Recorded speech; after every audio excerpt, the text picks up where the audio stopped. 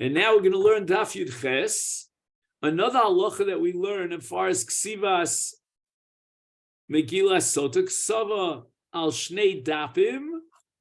So what happens is you have two Amudim, and he writes part of the Megillah on one Amud and part on the other Amud. It looks like a Sefer Torah with Amudim. Is Psula. Why? Because the Torah says Sefer B'Loshen Yochid, Sefer Echad Amar Rachmana V'lo Shnayim U'Shlosha Sfar, and that means Shlosha Amudim. Kosav Os Achas U'Mochak Os Achas. So he writes a letter, then he erases the letter, he writes the next letter, and he keeps going in that way. V'Kosav Os Achas U'Mochas Os Achas Psula. And why is this so? So kol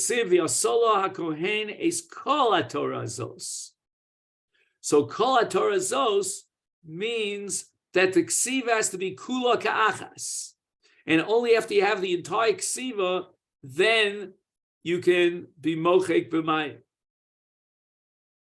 Now the Torah says v'asa la, and this teaches us that all Masechet Sotah have to be done lishma.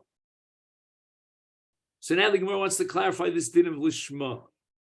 Which maisim in the entire maisa of Sotah have to be done lishma? Boy Rava, kosav shtei megilos l'shtei sotos, umechakam litoch kos echad mahu. So each Megillah was written lishma for the sake of that particular Sotah. However, he erased them in one kos of mayim. So he places the two Megillos in one single receptacle. And Ma'u, what's the din? Is this a fulfillment of Lishma? Because the ksiva of each Megillah was Lishma. Ksiva Lishma be'inan v'ha'ika. We have ksiva Lishma. You can't write one sefer for two sotos, but he wrote two svarim. O Dilma, shall we say that what is lishma? Be'ina nami mechika lishma. It's not enough that the ksiva lishma was. We need a separate mechika for that Megillah for that particular sotah. When he does a simultaneous double mechika for two sotos in one kos, we don't know which mechika is being done for which sotah. So the ma'isa mechika has to be done lishma, and not a joint mechika for two sotos. The imtim tzalomer be'inanami mechika lishma. Okay, it's not enough to have ksiva lishma. You also require mechika lishma. Mechakan b'shtei kosos. Okay, so far so good. He did a separate mechika for each Megillah, for each sotah in each respective kos. But then chazav ve'irvam, and then he combines them together in one kos. Mao. What is the definition of lishma? Is it only ksiva mechika lishma be'ina va'ika? He has both a ksiva and a mechika lishma. O dilma, what is lishma? The shtia has to be done lishma. So each sotah has to drink from her own kos. But in this particular case, where after the two mechikos, they combined the contents of each of the kosos into one kos for her drinking purposes, halav dida kashasya, v'halav dida kashasya.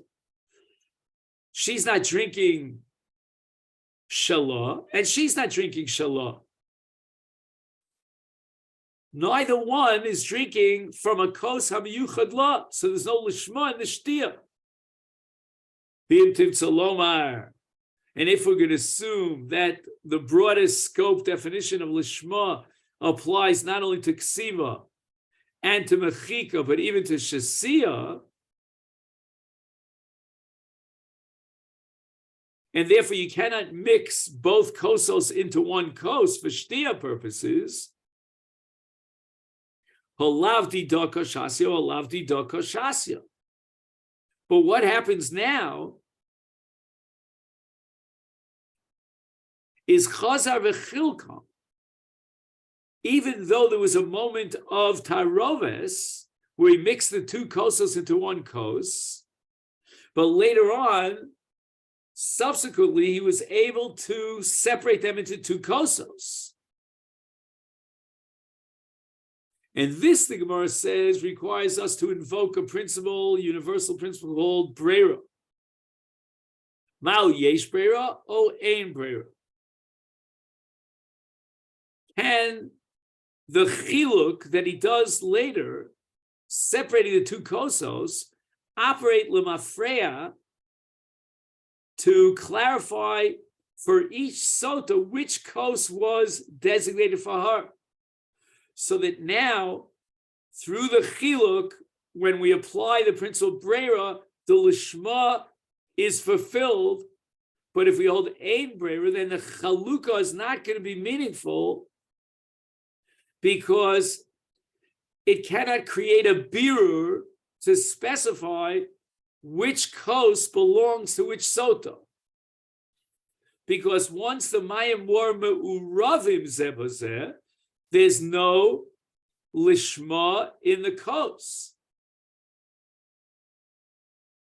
Unless you say, well, we're going to apply the principle of brera, and after chazav v'kichilkam, we're going to say that chalukah clarifies that each sota had her particular kos. Teku. So it seems that the Gemara doesn't have an answer to the last question,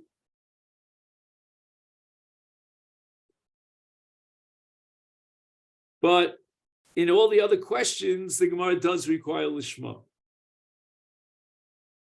Now, what do we do halacha l'maisa? In a case of teku, the Rambam says, "Ha'isha muteres l'bayla."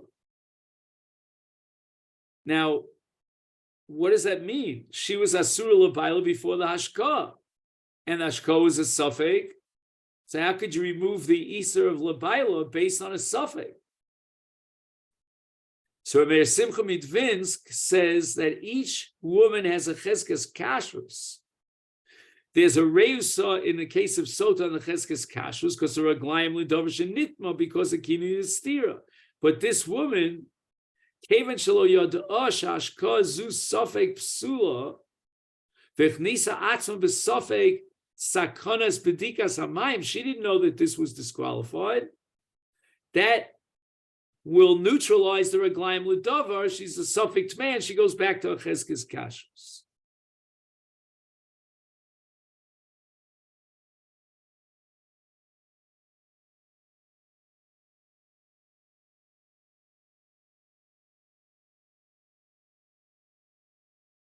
Tosas is bothered here. Why did the Gemara end up with Teku when the sugya of Brera appears all over Shas? Let's clarify what the din in Brera is. L'halach l'maisa. So in the Masechet, he quotes the Netziv Mivalozhin, Shemna b'chol hashas, Nakut biyadenu, the final view and halachic principles ain't Brera. Ela shebederach klal meduba b'mikrim shebahem nisarvu shnei dvarim shahoyu nikarim. Va'az yesh din shel bittul barov, u'mimela lo shayach lahafrid es hataroves v'lomar sheyesh Brera. So what undermines Brera? It's the fact that there were dvarim nikarim and there was a din of bittul barov. Aval kan hakosas lo hayu nikarim lifnei she nisarvu. Shekain lo hayashum hevdil beineim legabi hakohen. As far as the Kohen is concerned, there was no difference between one kos and the other. L'chein she nisarvu lo shayach kan din bittul barov. So that's the Gemara suffix if there is Brera or there is no Brera.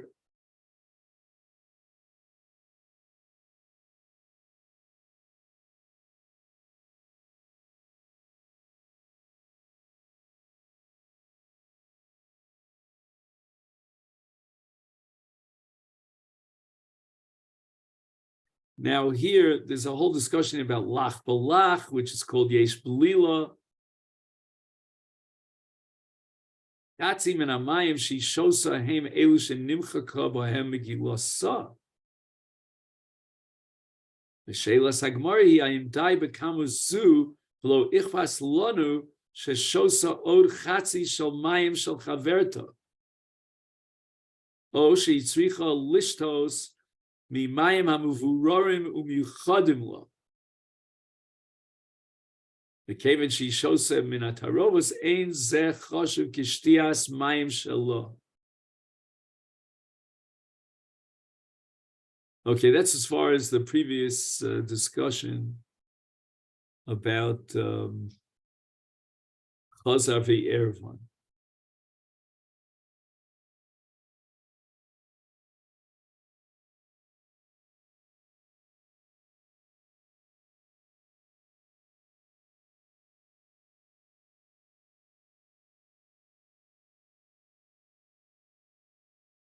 I'm just not 100% clear on this chilkon. How does he just, I mean, the original mayim was mixed up in one kos. So what is chazav a chilkon? He puts them into two separate kosos. Apparently, if you hold brera, then we're going to say that mayim that goes into a kos afterwards is nisbar l'mafreya, that was her mayim. Boy Rava.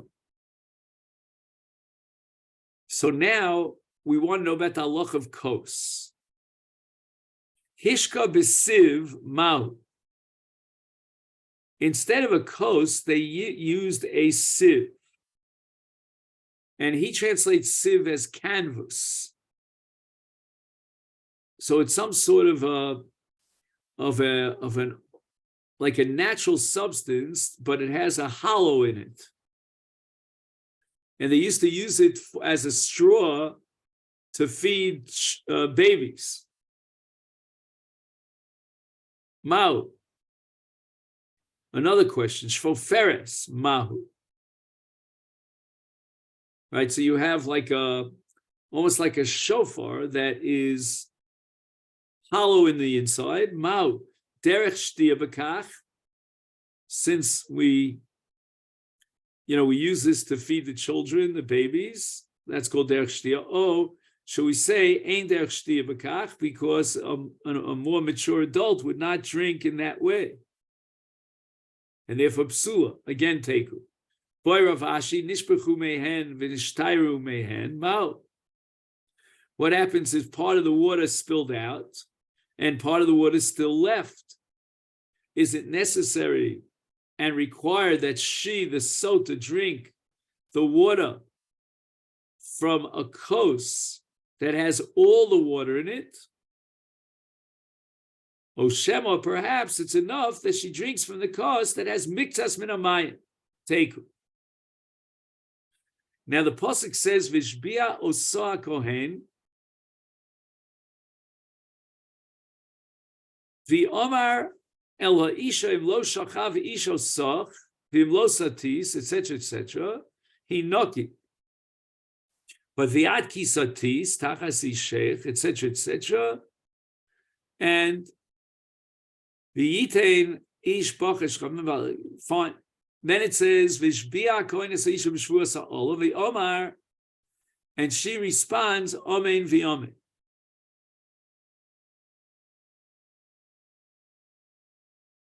Omar Abzera Marav, Shtei Shvuas Amuros Pesota Lama.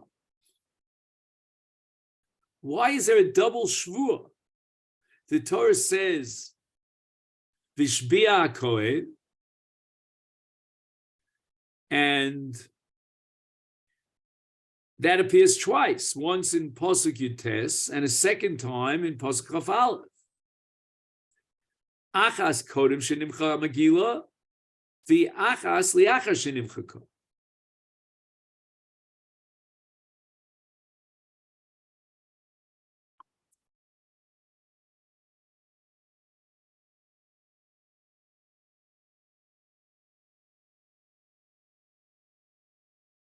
So there's one shvua before the mechika. I guess after the ksiva, but before the mechika. And the other shvua is after the mechika. So Rava objects to Rav Zera. Maskif la Rava. Travayu kodim shenimcha kamegila ksivan. In the Seder Apsukim, you'll find that both Vishbia Osa and Pasuk Yutes and Vishbia Koines Ha'isha and Pasuk Chafal both are written before the Mechika. So how can you tell me that there was one Shvuah after the Mechika? There's no indication that there was an additional Shvuah after the Mechika. Elama Rava, what is this double Shvuah? Achas. Shvua sheyeshi ma'olah, v'yachas shvua she'eni ma'olah.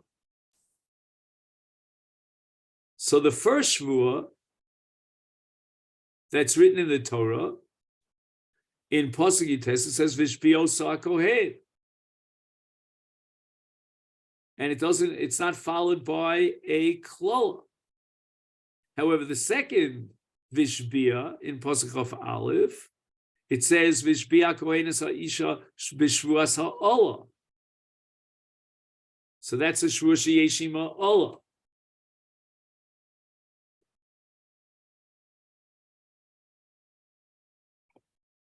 So he has an interpretation here that the Torah writes Lashon Shvua twice. Levar lonu sheshvua zu hi chamura yoser mishvua regila. And why? Because this shvua is related to the olah, to the klol.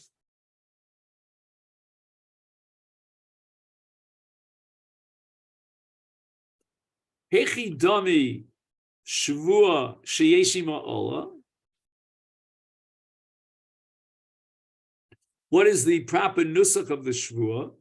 Omar Rav Amar Omar Rav mashbiani alecha shelo nitmeis she'im nitmeis yavo bech hamayim litzvos baten. That's the shvua sheyesh ima klol. And Rav rejects Rav Amram Omar Rav.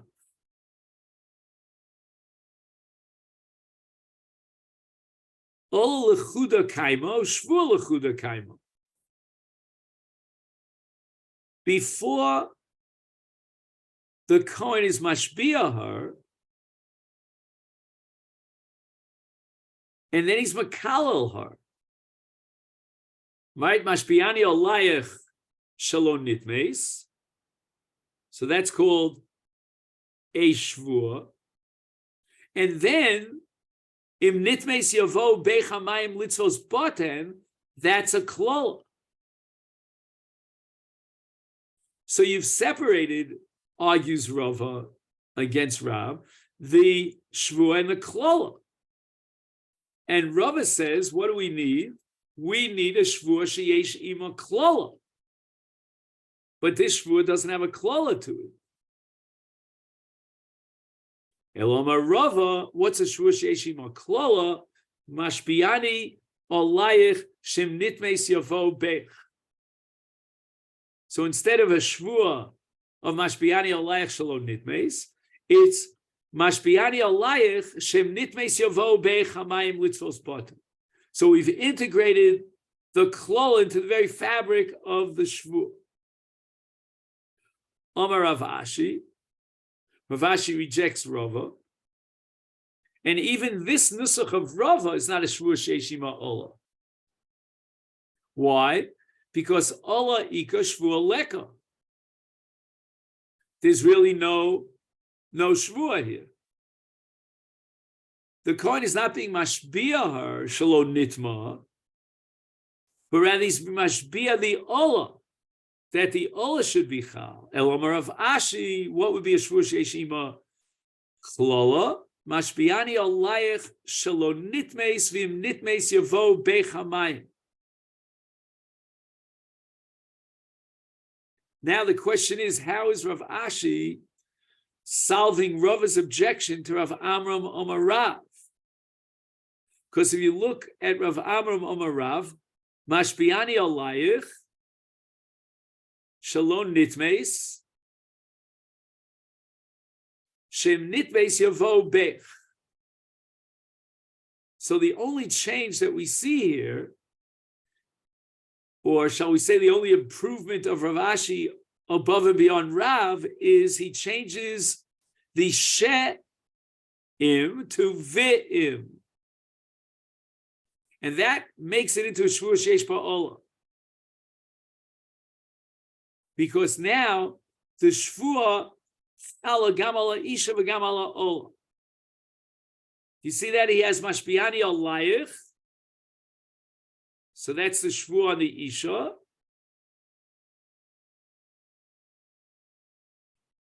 And shalom nitmeis.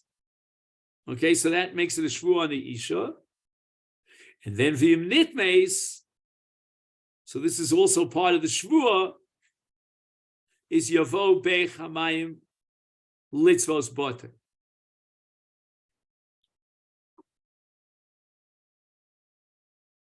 So Rav Amram, in the name of Rav, says that you could be mashpia in that nusach, but he gives an alternative nusach.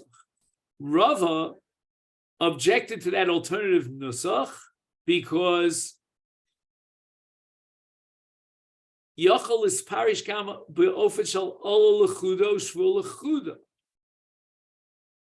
and therefore he suggested an alternative nusach. But Rav Ashi objected because even if the nusach of Rav is correct, but it could also be interpreted that the shvua is chala on the ola and not on the isha. Therefore, Rav Ashi suggested his nusach that doesn't lend itself to a different interpretation, but rather it's clear that the shvua is both on her and on the ola. And that leads us to the Mishnah here on the bottom of Daf Yud Ches Amud Aleph. Al Mahi Omeres Amen Amen. The Mishnah wants to know why the double declaration of the Isha Amen. Amen ala Ola, Amen ala Shvu. She accepts the conditional curse and she accepts the Shvu. But that's not enough. Amen ala Amen meish zeh, Amen meish acher. In other words, there was one man that she had stira with. She went to a secluded place, and then there was kinui and stira. And then she says, Amen, that she didn't have any adulterous relation with any other man. Amen shalos satis arusa, and Amen shalos satis nisua.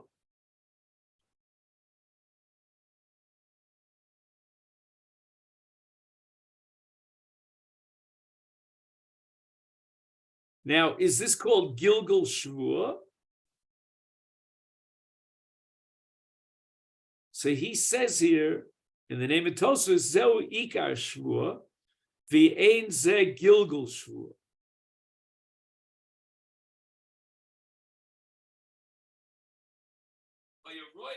Nisua la'arusa, shekain Shvua sa'arusa, eina me'ikar Shvua, el al yedei Gilgal.